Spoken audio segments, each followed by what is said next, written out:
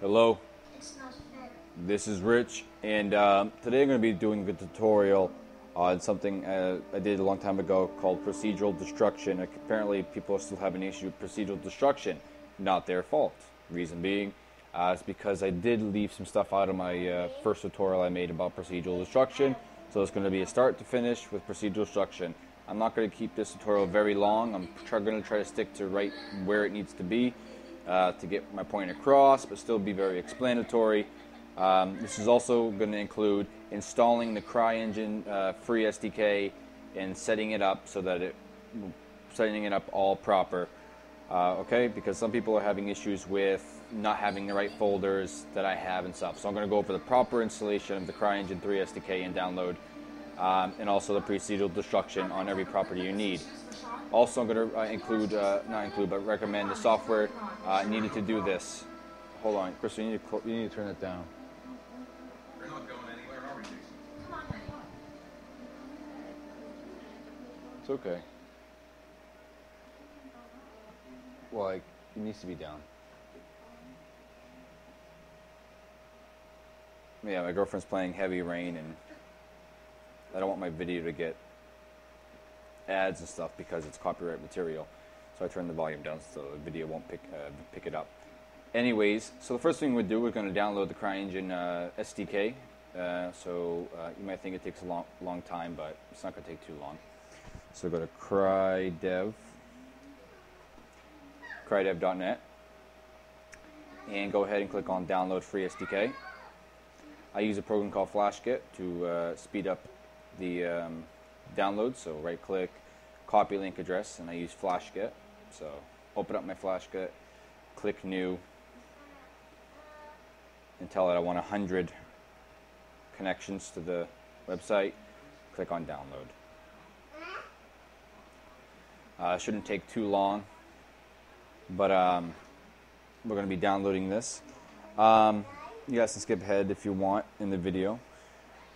But yeah, just redoing my my procedural destruction tutorial because I did leave some stuff out, and not because I did it on purpose, obviously, but because I found out some things that actually need to be done. The reason why my procedural destruction worked last time was by chance and not because I did things correctly. There's a couple of properties you do need to add into the object, and I'm going to show that today. Also, I can confirm there's a software called Spreadsheets 2012. You can Google it, Spreadsheets 2012. And this program here, Kingsoft Spreadsheets 2012. And yes, it works 100% with editing the material effects.xml files. It's also free.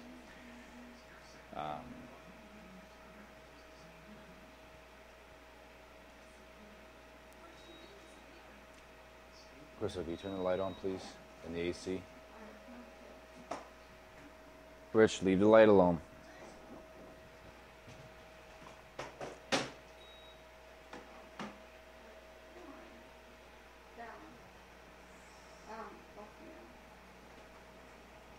My tutorial for custom character creation, part 2 for the animation graph. It's going to take a little bit longer, not because I'm still studying it. It's because I have a lot of stuff I need to do. I'm just really busy, guys. Just to give you an idea of what's going on in my life, if you're interested. I got 2 children, 4 years old and 4.5 and a year and a half. My fiance goes to work now because she just got done college for being a medical assistant, so she's gone. So I'm with the kids, 24/7 at the house, trying to take care of them. I also work. I do computer repair for people in my town. I also working on 2 games all by myself. One of them I've recently had some people join me to help out. I also do tutorials that are quite long and extensive, and I also answer any sort of questions that people have for me and all that. So my life is extremely, extremely busy. I also have anger management appointments I need to attend every week. I got a lot of stuff just going on. I got court here, court there, so animation graph is going to have to hold on for a while. I got other stuff that's more priority in front of that in terms of videos. Like my RTS build system, that's going to be before the animation graph tutorial. So, just figured out, guys, let you know.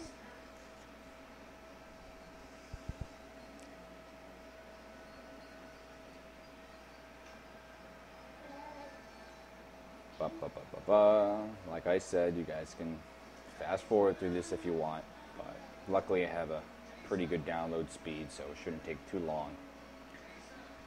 But I want to make sure that you know exactly how. I know you guys probably know how to download it, but it wouldn't be a complete tutorial if I didn't go from start to finish, because it's the extracting that needs to be done. You're going to need, and obviously I'll put in the video description all the info needed, all the programs needed. But just to tell you, you're going to need 7-zip, which is a archive extractor, and creator as well. 7-zip. You may see this is the symbol for WinRAR. I don't use WinRAR anymore. I use 7-zip. And very important you use 7-zip, because that's what I'm going to be using in this tutorial for the extracting and making sure you have all the right folders and the right directories that I do. Because it's very important, because you can't just extract it. You actually have to do a specific step with 7-zip, and you need to follow that exactly. So make sure you have 7-zip, extractor, not WinRAR. Use 7-zip. You could if you want, but to follow exactly and make sure you have it precisely that I do, make sure you have 7-zip.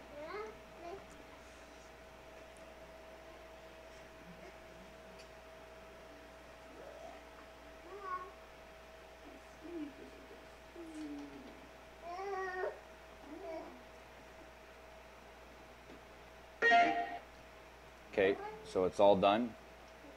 I'm going to open up the folder that it's in. It's in right here. So what I'm going to do is I'm going to right click. I have 7-zip. I'm going to go to extract files, not here. I'm going to go to extract files, and I'm just going to go ahead and push OK. Hey, sweetheart, Jeffrey, give me back my soda. You silly goose. Come here. You can take a sip, but give me back my soda. You little thief. Okay, thank you. Come on. Come on. If you want a little bit, you can go get a cup. I can get you some. Okay. Ask Mama.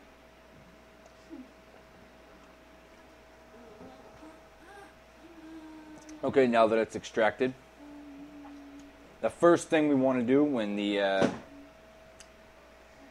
program is extracted, what we do is we go into the game folders, okay, and we have all these pack files. We have all these pack files. We're going to need to extract every single pack file. Now, this is where people may have gotten into issues with extracting. Follow my steps exactly with 7-zip. We're going to go from top to bottom. Animations. Right click. 7-zip. Extract files. Not extract here. Extract files. When we do this, most people, I'm assuming, if you don't have the right directories in the right place, you're just clicking OK. Don't do this. What you need to do is you need to delete everything except for game. So you want game to be the last one. Game, backslash. There we go. Now everything's extracted appropriately. I go to game data. 7-zip, extract files. Again, you delete everything up until game, backslash. Game, backslash. Click OK. Yes to all. Now let's go to music. Right click, 7-zip, extract files. Now, delete everything up until game, backslash. Click OK. Objects. Right click, 7-zip, extract files. Delete everything up until game, backslash.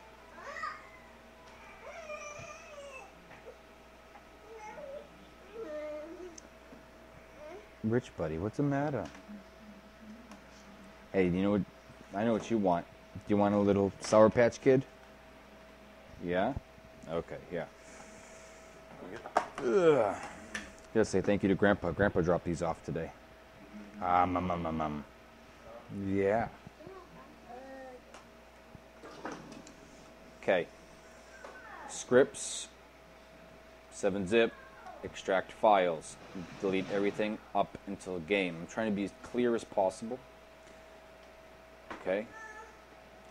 Sounds, right click, 7-zip, extract files. Delete everything except for up until game \. Textures, right click, 7-zip, extract files.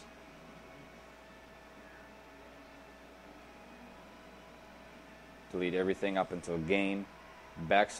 Scott, are you in the living room? All right, then. Can you keep an eye on them if they're out there?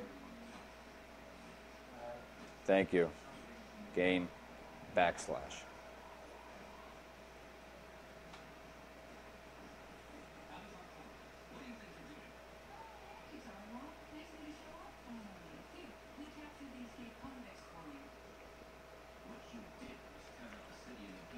There we go. Everything is appropriately extracted, 100% perfectly and fine.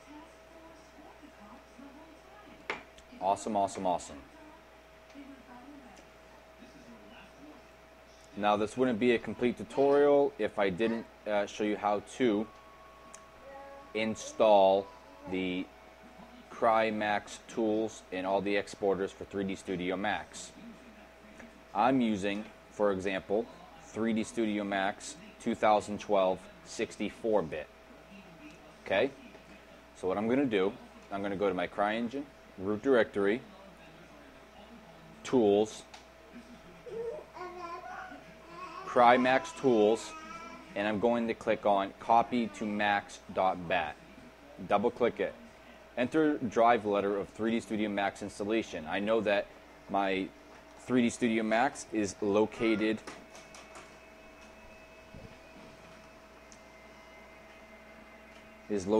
inside of the C directory. I know it's like C, Program Files, Autodesk, blah, blah, blah, blah, 3D Studio Max, but just enter the drive letter.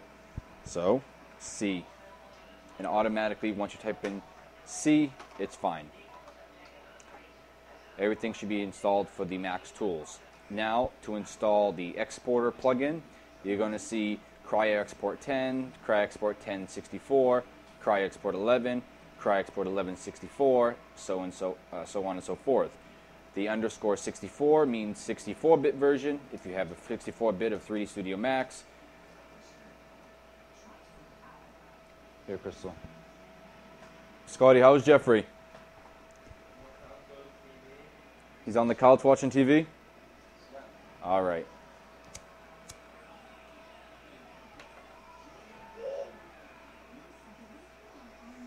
So, now these are different versions. Cryengine Export 10, 11, 12, 13, 14. Now, here's the deal. CryExport 14 is 3D Studio Max 2012. CryEngine 13 is 3D Studio Max 2011. CryExport 12 is 3D Studio Max 2010. CryExport 11 is 3D Studio Max 2009. CryExport 10 is 3D Studio Max 2008, as far as I'm concerned. I have the 2012 64-bit version, so I'm using the CryExport 14 64-bit DLU. I'm going to right-click. I'm going to go to Copy.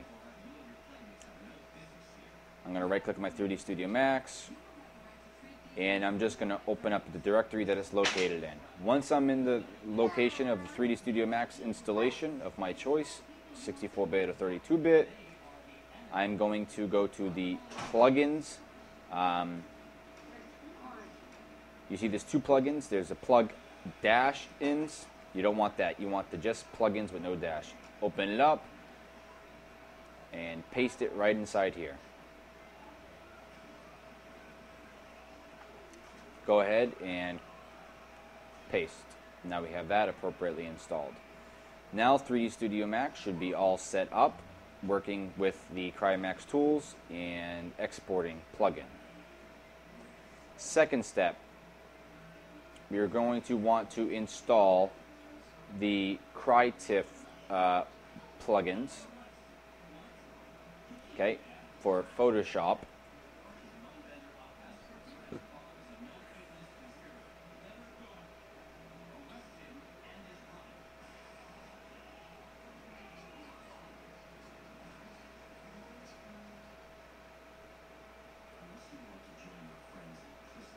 Ba, ba, ba, ba, ba.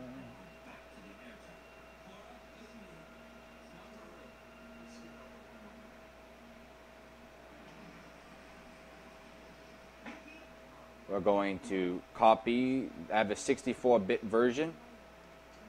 There's the CryTiff plugin, 32-bit. CryTiff plugin, 64-bit. I have the 64-bit, so I'm going to copy.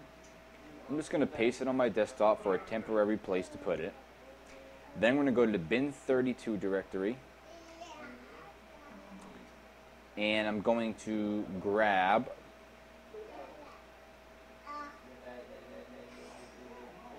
libtiff3dll, libtiff.dll, zlib1dll,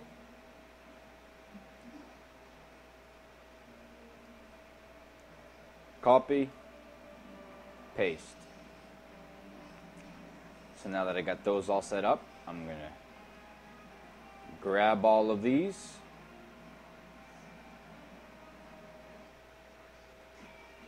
go to my Photoshop installation, and I'm going to paste.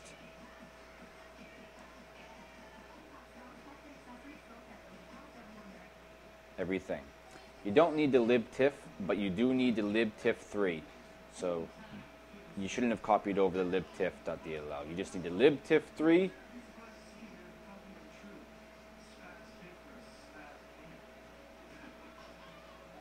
And libtiff3 and the other one that we copied over. Blah, blah, blah.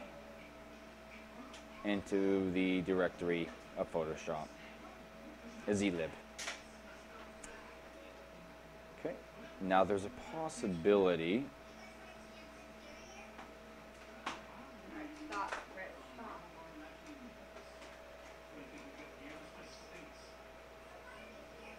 There we go. You also need to copy the JPEG 62 from the Cryengine bin 32. My bad. So to go over, you need the Photoshop CryTiff plugin, your version, 8BI in the root directory of Adobe Photoshop, and you need libtiff3, JPEG 62, and zlib, all in the same directory. Now Photoshop is set up to appropriately have the right libraries to work with. So now all tools and exporters are set up for both Photoshop and Cryengine and 3D Studio Max. So now let's go ahead and open up 3D Studio Max. We're going to start modeling. This is just a simple brick wall. It's not going to be anything special. It's going to try to be quick. 3D Studio Max, when you load it up, you're going to notice that there's a Cryengine exporter plugin that loads up to ask you to select the correct directory for the resource compiler program for Cryengine. So it knows how to appropriately compile your assets to a Cryengine specific format that optimizes performance.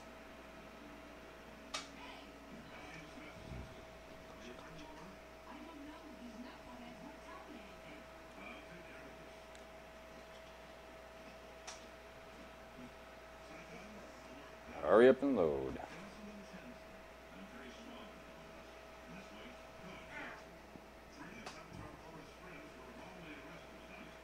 Hurry up and load.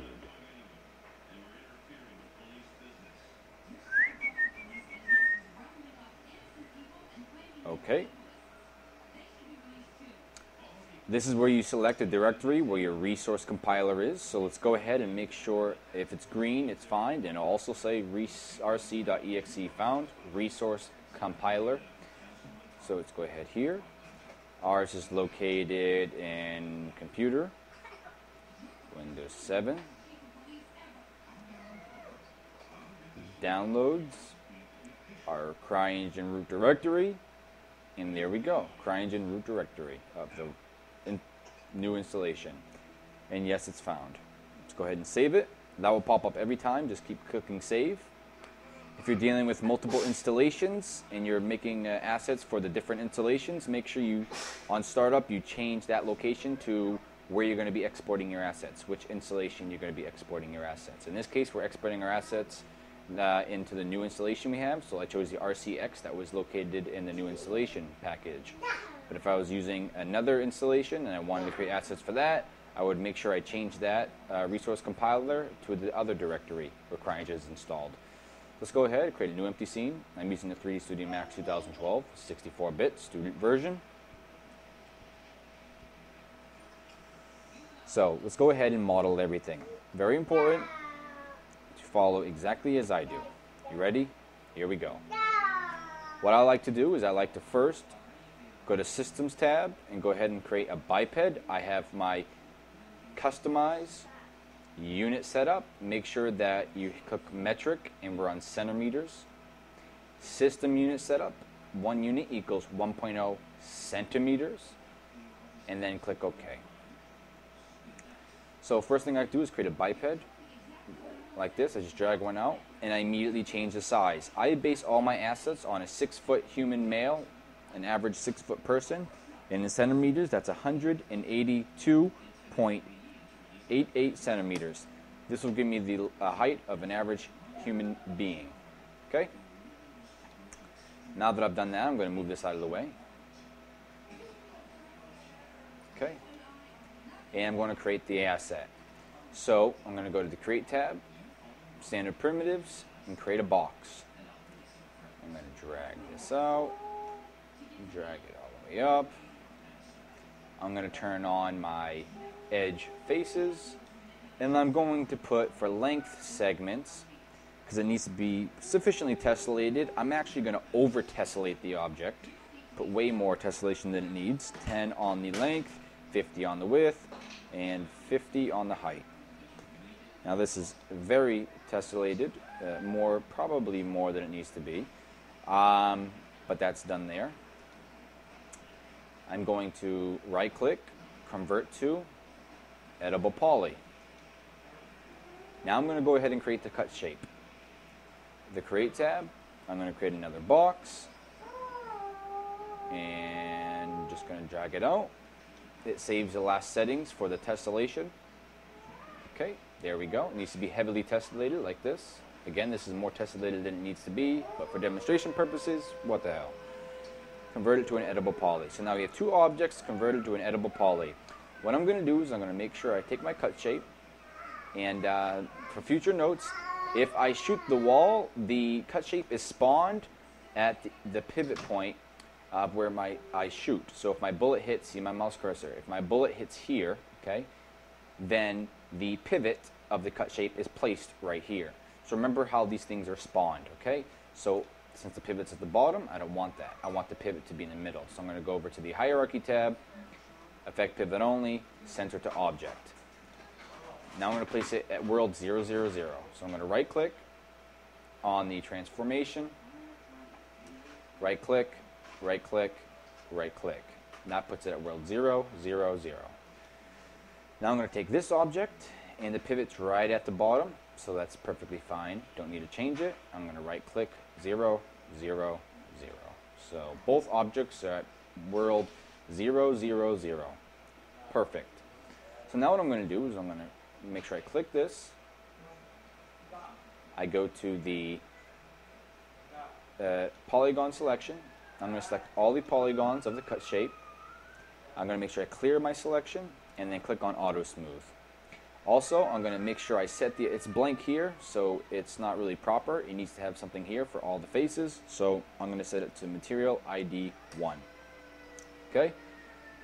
Now I'm going to take the actual object. I'm going to grab all the polygons.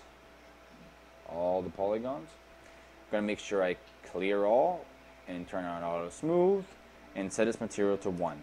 Now even though these both have 1, I'll explain this later, even though both objects have material 1, they're not using the same material. I'm going to create a material for this object and a separate material for the cut shape object. But each of them are going to have an ID of 1. Not of the same material, but one of each of the respective materials. You'll see in a second. So now that I've done that, and everything is finally placed, this is the last position I want it to be, I have no more modification of the object's geometry. I'm going to click on the actual object, go to the Utilities panel, make sure I reset my XForms by clicking Reset XForms, Reset Selected. I'm going to go to the Modifier panel, right click on the XForms modifier, and I'm going to collapse all and click Yes. Now the XForms are reset. I'm going to click the Cut Shape. I'm going to go to Reset XForms, Reset Selected, Modifier panel, right click on the XForms modification, and collapse all. Now everything is all set there. Let's go ahead and name these appropriately. This is a tutorial, so I'm going to name this Tutorial Boolean underscore wall. Tutorial Boolean wall. Now I'm going to name the cut shape. I'm going to name it exactly the same. Tutorial Boolean wall underscore cut shape. These names are arbitrary. They're not really needed. You can name it whatever you want. But for consistency, I would name it the same with underscore cut shape at the end. Beautiful. Now let's go ahead and we're going to right click. This is one of the properties I forgot to mention last time. And the other thing I forgot last time was something to do with the scripts, but I'll get that in a minute. Let's go ahead and click on their actual wall, right click, go to the object properties, user defined tab, and let's add a user defined property. Now this is needed, very, very needed, in case you have simple geometry like this. If you don't have simple geometry and you have like really curvy walls and everything, you probably don't need it. But even if you do, still add this to every asset no matter what, because it always be safe, better to be safe than sorry. Ready? All lowercase, not a prim, not a prim, just like that. Click OK. Go to the cut shape, object properties, user defined, not a prim.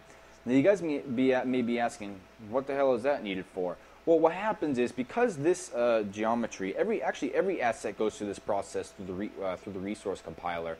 When it goes through the resource compiler, but what happens is because this is a basic object, as you can see, it's a perfect square. It's like a primitive, a perfect square, and it has no curves.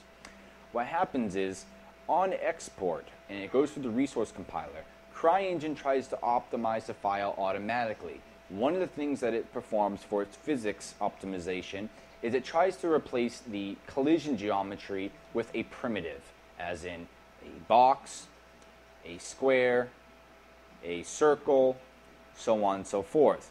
So what you end up with is you set the material to of the wall to be physicalized, as in the object's going to be its own physics. Okay, no physics proxy, but the object is going to have its own physics. But it ends up not having its own physics. Why? Because Cryengine decides that it's more performance if it tries to replace your collision with some sort of proxy, which would be a square, and the Boolean destructibles do not work with primitives. So by adding the not a prim user-defined property inside of the object properties, you're telling the resource compiler, do not, no matter what you think, do not replace the collision geometry with a proxy. So by adding not a prim, you're forcing Cryengine to leave the physics alone, which is what you need. So now that both objects have not a prim, we've named them appropriately, we gave them the right smoothing groups and the right materials. Now let's go ahead and save, just to make sure we're doing everything properly. So we went ahead and saved. Let's go ahead and tell it where to save to. Computer, downloads, our Cryengine root directory, games.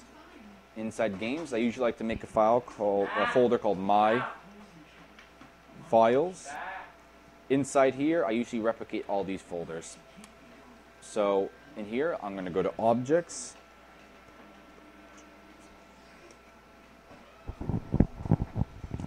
Inside here, I'm going to go to Destructibles.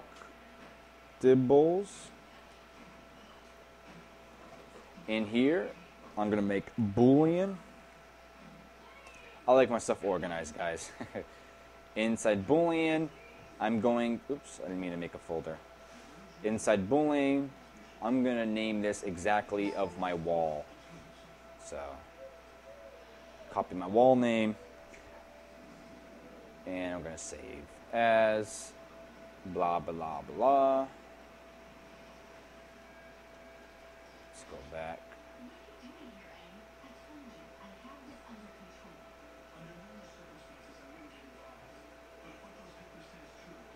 Game, my files, objects, destructibles, Boolean, and name it. Save my 3D Studio Max file.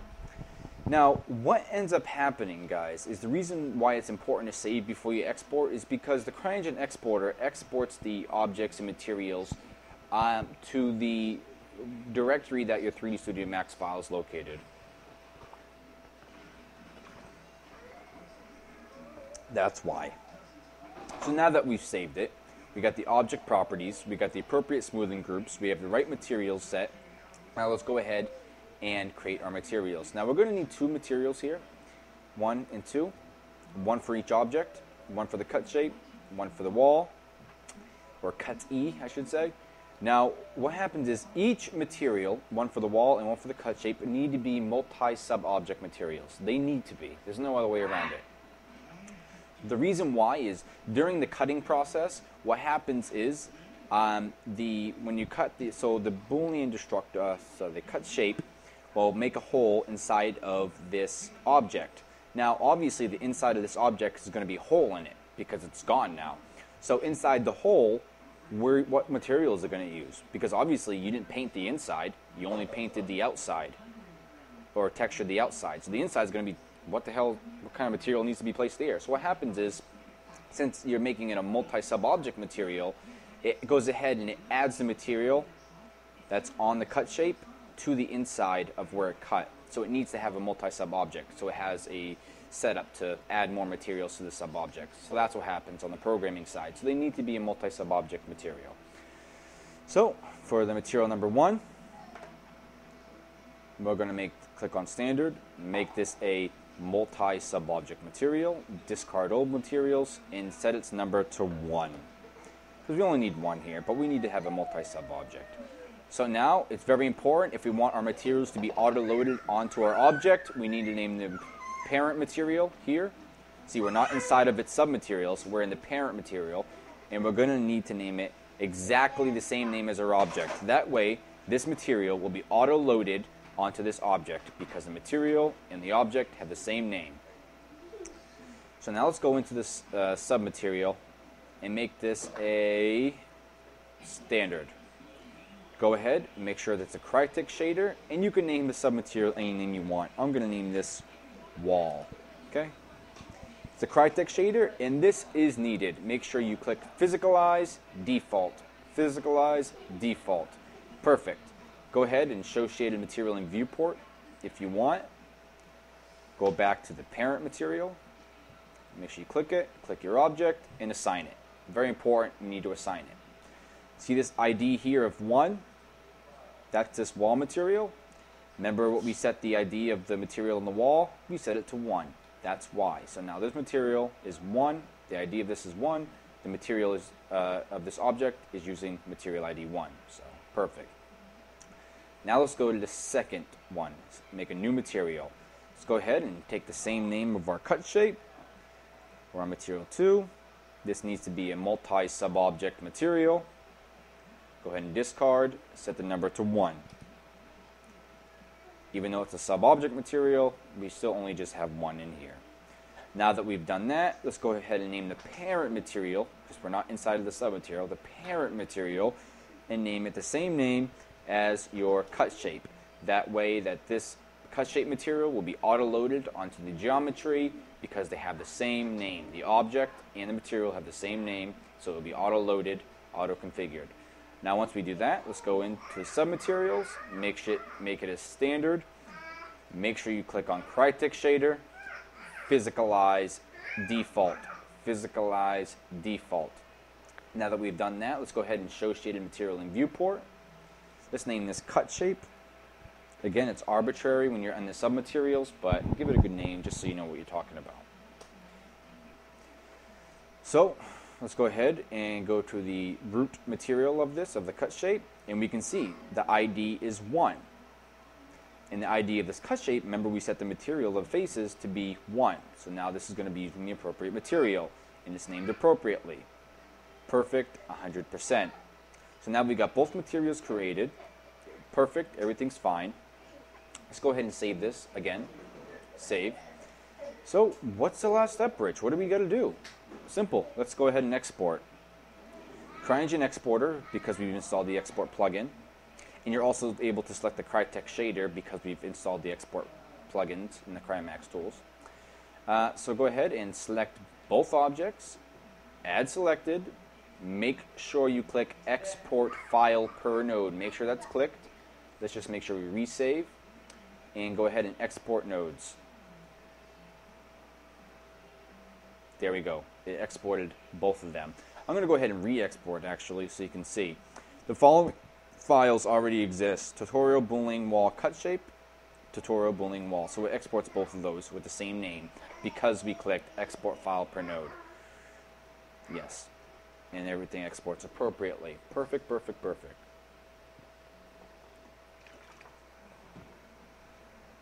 Now let's go ahead and click the material. We're going to make sure the material editor is open always. Never export your material unless you have the material editor open and one of your materials, parent materials selected.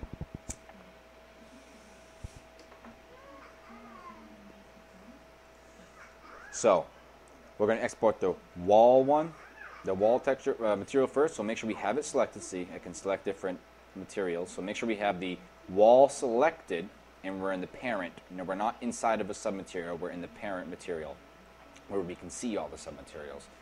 Go ahead, when you select it, create material. Just wait for it to load up Cryengine. Make sure you log in.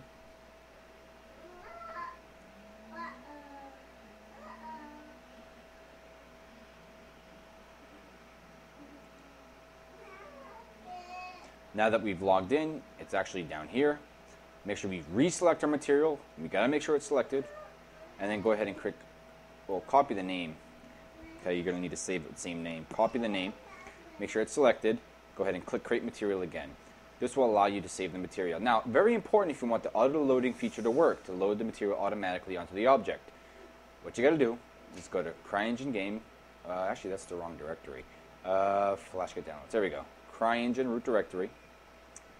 We got to go to Game, My Files, Objects, Destructibles, Boolean, and you have to save the material with the same name as the CFG and in the same directory. So obviously this is the same name as the CFG, but .mtl. So same name as the CFG and in the same directory as your geometry. Bam. Now that we've done this, don't worry about anything. Do not save when you have the submaterial selected. You know it's a submaterial because it's an empty white circle. You know the actual material is a gray circle followed by two white circles in the back. So go ahead and click the actual parent material. Just in case you didn't know, this material here, this actual one here, represents the material. These ones down here with the white represent these smaller materials. So this name wall, that name wall. Tutorial boolean wall is the tutorial boolean wall parent. So make sure you select the parent. Go ahead and save it a couple times. Perfect. Now go ahead and select your other material. Make sure you copy the name. Make sure you select the cut shape material. Go ahead and create the material. And yep, we're in the same directory. Go ahead and paste it. It's the name of the CFG. I know this because it pops up with auto suggestion saying, hey, you've already saved something with that name. So .mtl, save it. Now we have the parent material. As you can see here, tutorial boolean wall cut shape is the parent material, and it has a sub-material called cut shape, which, yes, we do. So go ahead, click on the parent material, and save it a couple times. Okay? We're all done. Go ahead and exit, exit, exit, and yeah, go ahead, save it. Now the model is completely 100% done. Now it's just the scripting. So let's do that. So here's what I'm going to do. I'm going to go to here. I'm going to go to my Flash game downloads, my Cryengine new installation, bin 64, and I'm going to load up my editor. Crystal, can you go check on Jeffrey? I know Scotty's watching him, but you know, sometimes Scotty gets dragged into his game.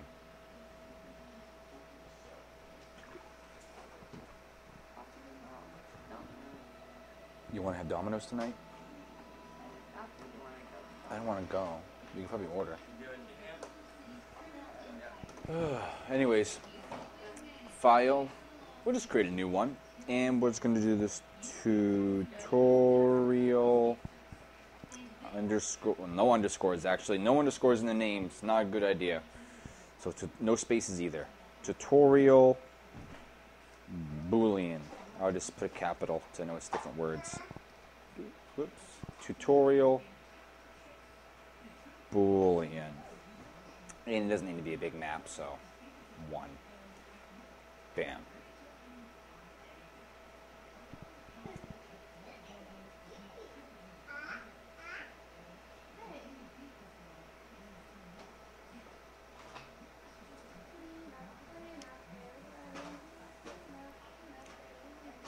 Awesome.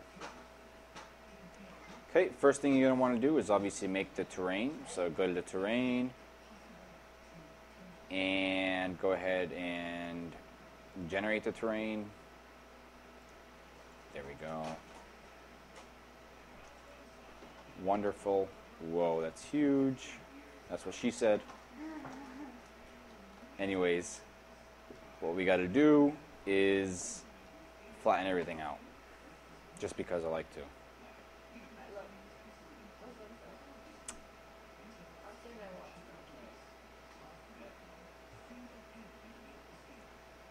Modify, flatten, and hardness of full, and the out radius all the way up. Just because I like my stuff flat to deal with. There we go.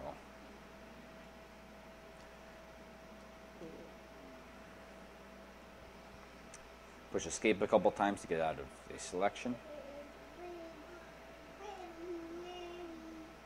So, what we're going to do, what did I want to show you guys? Oh fuck, I forgot I was going to even show you guys. Oh, crap. Oh, open up the material editor. Let's just pick our material here, and I'll show you. It's important. Now this is actually our wall, and this is our cut shape. So let's go to the wall here, and we're in the wall, and this doesn't have any textures on it. It's the replace me. So let's go to diffuse and navigate to a texture. Okay, doesn't matter what texture you use. Just navigate to a texture, and used concrete looks pretty good. And for the bump map, I'm going to go to use concrete for the normal.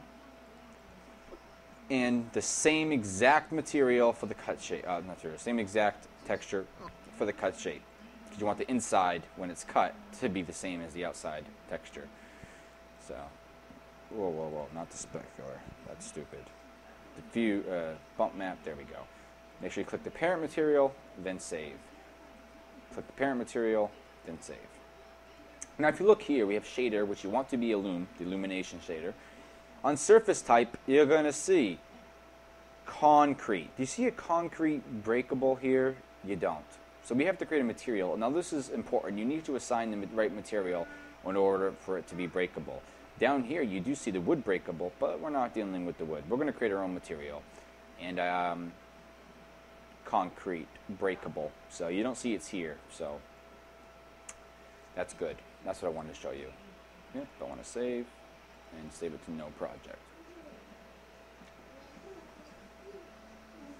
So what we're going to do is we're going to go to our root directory of Cryengine.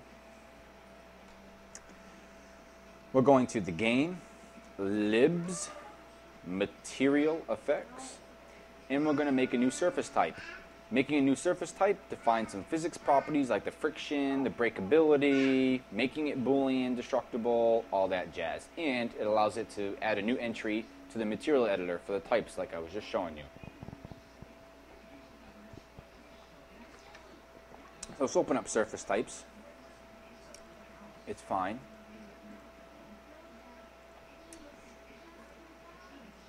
So we got surface types. So what I'm going to do is I'm going to scroll all the way down and I'm going to find one that's already breakable. We have right here, matte wood breakable. As you can see, we have the start tag and we have the end tag here. So let's go ahead and copy the matte wood breakable material. So right click, copy. Now you're going to see that the end of the surface types definition is right here. So let's just add it somewhere at the end, somewhere in between here. Control V. There we go. Now let's name it appropriately. Let's get rid of this type stuff. We don't need it. So go ahead and get rid of the type equals blah blah blah. There we go. Let's also name it. This name is going to be the same name that is inside of Cryengine material editor. Now the matte you are going to need. You need to have every material start with MAT. Okay, matte. But in Cryengine material editor, you won't see the matte underscore. It'll just be wood breakable, but it doesn't need to be matte. So we don't want it to be wood breakable. We want it to be concrete. So C-O-N-C-R-E-T-E. Concrete breakable. Now, what makes this breakable, Boolean destructible, is we have friction here. We can set that up or down to make it more slide more or really hard friction. But is the breakable ID.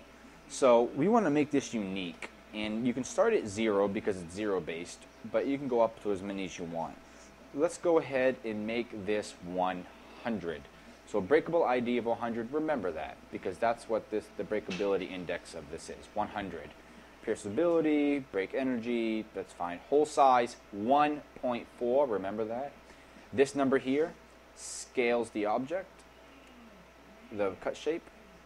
Hit points, let's go ahead and make this a 1, and hit max damage, let's make it the same, 1. So hit max damage is 1, hit points is 1. Okay? This means that if I hit it once, pretty much it has really low hit points, it'll make a hole. If this number was high, like 10, and this number was high, like 10, you'd have to shoot over and over and over and over and over and over again, and then you would get a hole being cut. But since we set the hit points really low, and the hit max damage really low, if we just shoot it once, it'll probably make a hole. So that's how many hit points it has. Can shatter, let's equal to 1. Can shatter equals 1. That's fine. And that's everything we need here. Breakability index of 100. We've now made our new material. Let's go ahead and save it. Now, I hate to beat a dead horse, but I'm trying to be as clear as possible so there's no possible way to make a mistake. And so bin 64, open up our editor again.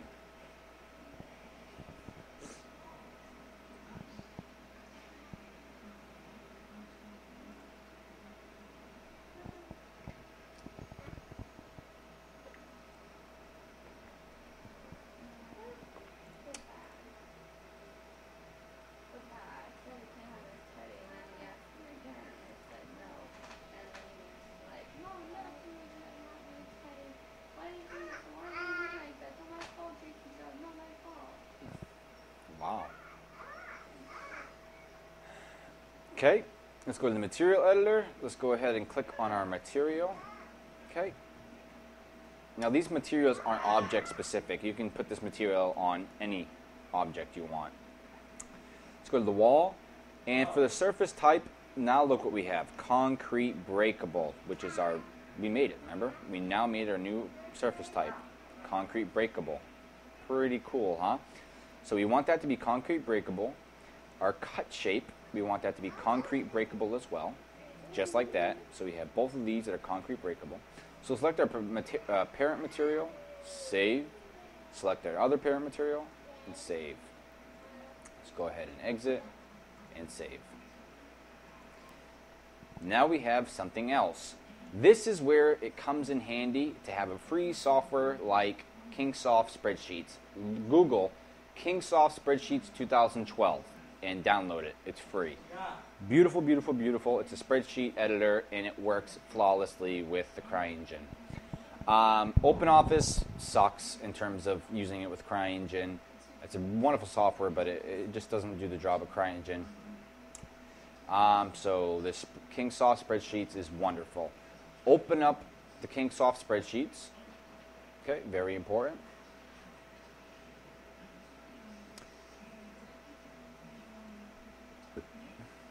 We're going to open. We edited the surface types, okay? So now we're going to edit the material effects. I'll describe that in a second. So go to our Cryengine installation, root directory, game, libs, material effects, and make sure our file type, Crystal, somebody's knocking at the door, can you go get it, is XML files. Okay? So remember, we edited the surface types, but now we need to edit the material effects. And it's a spreadsheet document, the material effects, so make sure you have it spreadsheet. So double click on the material effects. And we have all of this. Pretty cool, huh? So now we need to add new entries. And what this spreadsheet is in control over, are you ready? This spreadsheet is in control over, we have matte metal over on the left row. And then we have matte metal on the first column. So what it means is when metal, okay, when something has an object with the material of metal hits an object of a material metal, so if two metal things hit, then an event is raised called collisions matte metal. So the collisions is a XML file. It's called collisions.xml. Inside of the collisions file, there's a effect called metal, and that's where you describe what happens when these two objects meet. We're just going to be concerning ourselves with the bullets. So when a bullet hits our object, what event is raised, blah, blah, blah, blah, blah. So let's see. I see matte concrete, so I want to place it here. So it's at 16. I'm not sure if you guys can see this, so what I'm going to do is very simple. There we go. You should be able to see it now. So we have matte concrete on 16. So I'm going to right click on this 16 and I'm going to put insert. Okay? I insert it one. Now it goes all the way across. And matte water.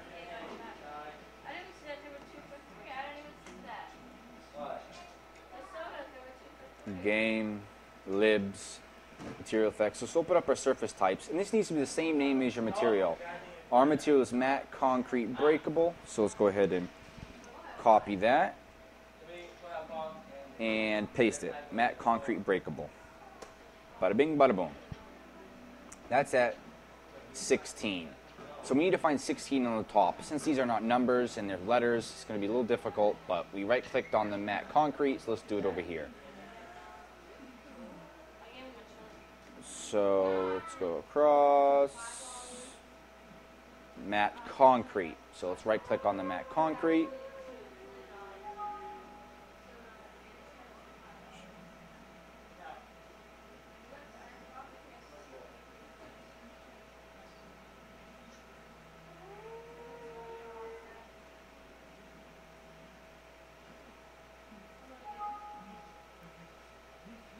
Huh.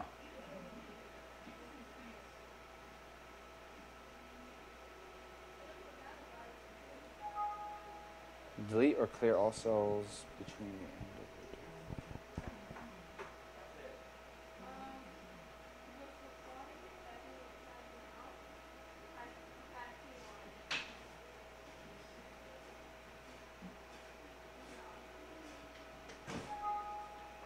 the... Huh. Very interesting. I'm not sure how to insert.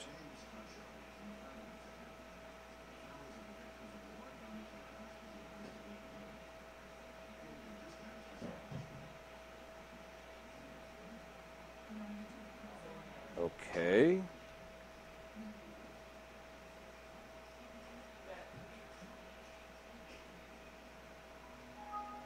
To prevent possible losing data, Kingsoft Spreadsheets cannot shove non-blank.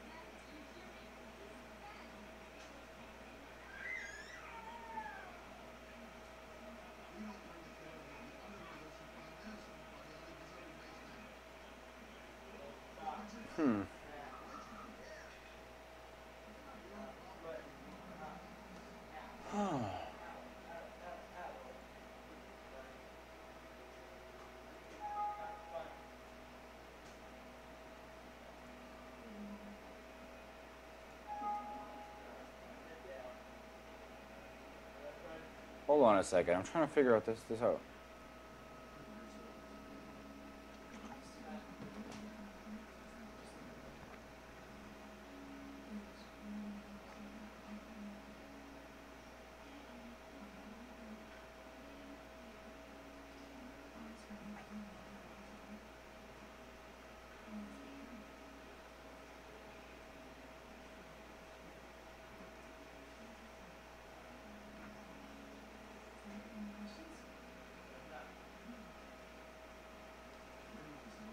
Let me just input something here just to get rid of this stupid thing.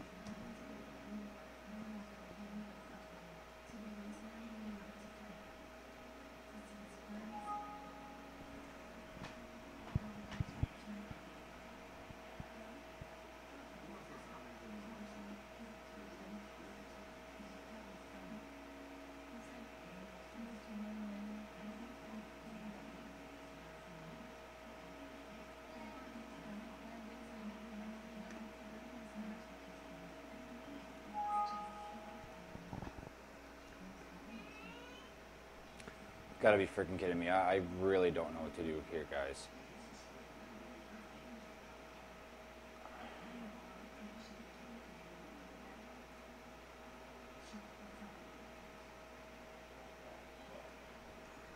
First of all, I don't need all that.